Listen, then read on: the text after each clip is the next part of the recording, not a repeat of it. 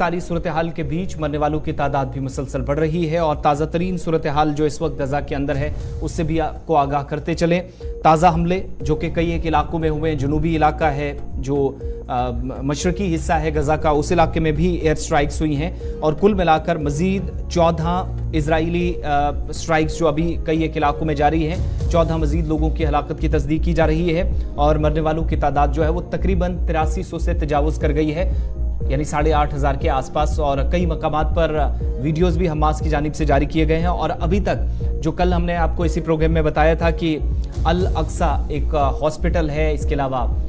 अल Quds hospital है, अल शिफा hospital है, लेकिन इनमें से भी 2 अस्पताल जहां पर जख्मियों को लाया जाता है उनके इलाज मुआलजे के लिए, क्योंकि अद्वियात और बाकी साजो सामान यहां पर अब कम पड़ रहा है और ऐसे में अभी भी इन लोगों को जब यहां पर लाया जा रहा है तो वो इलाके भी टारगेट पर इजरायली फोर्सेस के हैं, क्योंकि अस्पताल को भी एक बड़ा अस्पताल जिसको खाली करने का पहले से हुक्म दे दिया गया है, धमकी भी है। इधर दूसरी तरफ अक़वाम मुत्तहिदा की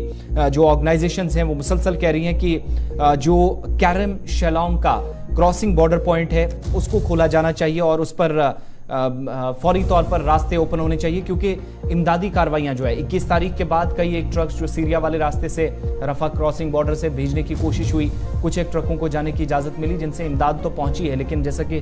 पहले दिन से हम आपको बता रहे हैं कि 12 लाख के आसपास लोग सिर्फ इन 22-23 दिनों में मुतासिर हुए हैं, या जिन लोगों ने घर बार छोड़ा है, जो सदर्न पार्ट के अंदर सबसे ज़्यादा है, जनूबी हिस्सा जिसमें खान यूनिस का इलाका है, तो उन एरियाज़ के अंदर मजीद सूरत हाल अबतर होती चली जा रही है। अलग सा अस्पताल जहाँ पर अब तक ज़्यादा जख्मियों को लाया गया है, यहाँ पर भी तिब्बी सरगर्मियाँ जो बुरी तरह मुतासिर हुई हैं। इसी तरीके से आप देखेंगे यूनाइटेड नेशन के जो अफसरान हैं OHCA के, वो कह रहे हैं कि फौरी तौर पर उस रास्ते को खोला जाए जहां से इस वक्त मुमकिन है कि इमदादी कार्रवाइयां तेज हो सके और इमदाद मुतासरीन तक पहुंच सके गजा के अंदर, पर्टिकुलरली उन एरियाज में जहां पर लोग अभी भी टूटी फूटी इमारतों के अंदर या खंडरात के अंदर पनाह लिए हुए हैं। एक बात, दूसरा, कम से कम गजा स्ट्रिप के अंदर जहां पर हम आज 25वें दिन में दाखिल हुए हैं, 4 हफ्ते कल ही मुकम्मल हो चुके हैं, 7 अक्टूबर के बाद अब तक 8300 से ज़्यादा अमवात हो चुकी हैं, जबकि इजरायली फोर्सेस ने भी 2000 के आसपास अमवात की तस्दीक की है। इस एरिया के अंदर अक़वाम मुत्तहिदा की सलामती काउंसिल की करारदादें हों, बातचीत हों, मसवदे हों या फिर किसी न किसी तरीके से कोशिशें अगर हुई हैं, तमाम की तमाम कोशिशें अभी तक